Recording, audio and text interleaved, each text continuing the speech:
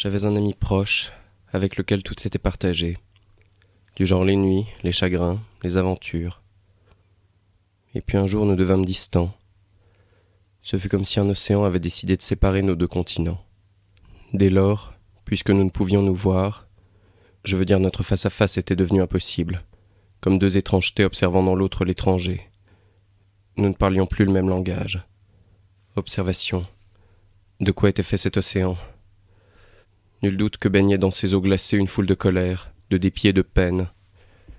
Algues vénéneuses et autres coraux, invisibles à la surface des choses, mais infestant les profondeurs marines. Sans filer plus loin la métaphore, le langage devenait impossible.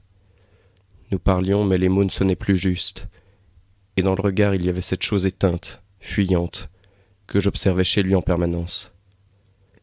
Une parole mal comprise faisait l'effet d'une détonation, car nous savions les violences, les emportements colériques dont nous étions capables.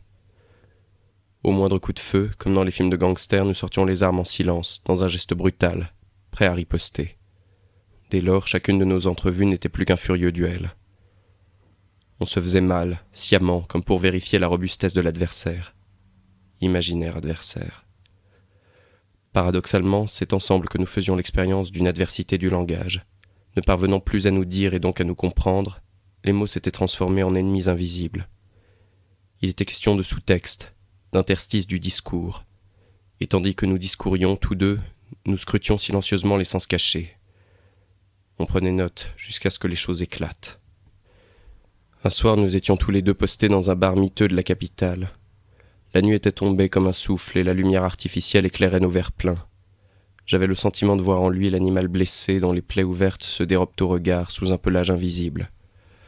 L'observant, je m'abîmais, car je savais que ses yeux bas, incapables de soutenir mon regard, que ses lèvres hésitantes, soupesant la parole, que tout cela constituait les symptômes de notre déliquescence amicale, plus exactement les marques de ma violence. Platon, dans sa grande morale, dit des choses justes sur l'amitié. Elle est un miroir, tout comme l'amour pour d'autres raisons, et nous voyons en l'autre notre propre reflet. En l'occurrence, c'était une image brisée. Elle me fit peur. De même, notre complicité paraissait, sinon détruite, au moins atteinte vitalement. La difficulté, lorsque comme moi, l'on a toujours été convaincu d'être moins bon, moins beau, moins fort, c'est que l'on cherche davantage, comme dans une lutte désespérée pour la reconnaissance, à s'imposer.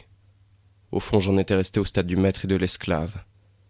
Mais d'évidence sur ce rapport, on ne peut fonder aucune amitié qui tienne.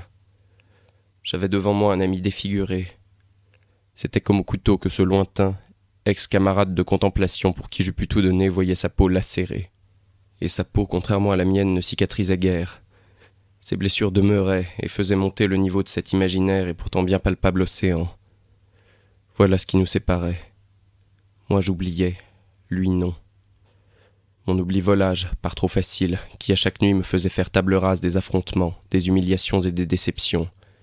Hypercicatrisation, amnésie volontaire, ne pouvait avoir pour effet en retour que d'accroître l'affliction de l'ami. Car faisant mine d'oublier, survolant les pesanteurs, je donnais l'impression de frapper une deuxième fois. L'irrespect de l'attitude redoublait l'humiliation. Voilà, j'avais compris.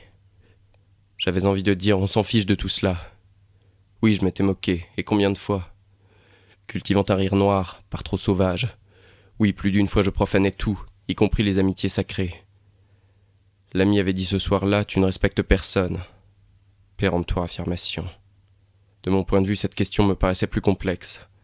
Je ne croyais point, je n'ai jamais cru à un respect de convention, aux rigides contenances, pas même sincères.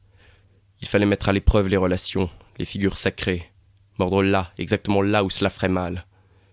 Seulement lorsque la douleur de l'autre est bien sincère, comment justifier le mal ? Pouvais-je le forcer à me comprendre, l'embarquer dans ma folie, alors que son chagrin, incontestable, irréfragable, m'éclaboussait de toute sa palette d'émotions ? Il existe des vérités contre lesquelles on ne lutte point. Nous nous quittions sans mot dire. Lui attendait un geste et moi des excuses. Nous ne franchirions point l'Atlantique. Il eût été pourtant si simple, si nécessaire de le prendre dans mes bras, et de dire sans forcément y croire « Oui, j'ai eu tort ». Toutefois, je m'estimais davantage justiciable que lui, convaincu du bien fondé de mon entreprise. Comme un petit bourgeois, je restais là, surveillant la clôture de mes hautes estimes. Impressionnantes ces certitudes profondes, agrippées à l'âme, car il eût été si simple, et en leur nom je sacrifiais ce qui pouvait survivre d'amitié. La conviction du raisonnable est une dangereuse folie. Ce soir-là, Paris était plongé dans la torpeur. Les véhicules de police aux crayons gyrophares balayaient d'un bout à l'autre le boulevard, dans tous les sens. Ça allait et venait. Une motocyclette s'embarqua sur le trottoir et manqua de me renverser. Des bruits assourdissants, un vacarme impossible autour de moi. Je ne vis que de la confusion. C'était étrange, car la ville semblait s'être emparée de mon atmosphère intérieure. Tout correspondait, enveloppant mon pas. Ou alors était-ce moi qui tout à coup voyais les choses obscurément. Nous disparaissions, dos à dos, dans l'anonyme tourbillon de la nuit, deux inconnus élancés, traçant leur propre géographie, cartes distinctes sur lesquelles nous avancions, disjoints. Tous deux désespérément convaincus d'avoir eu raison ce soir-là de ne pas céder. Nos subjectives estimes personnelles avaient justifié notre réciproque mise à mort.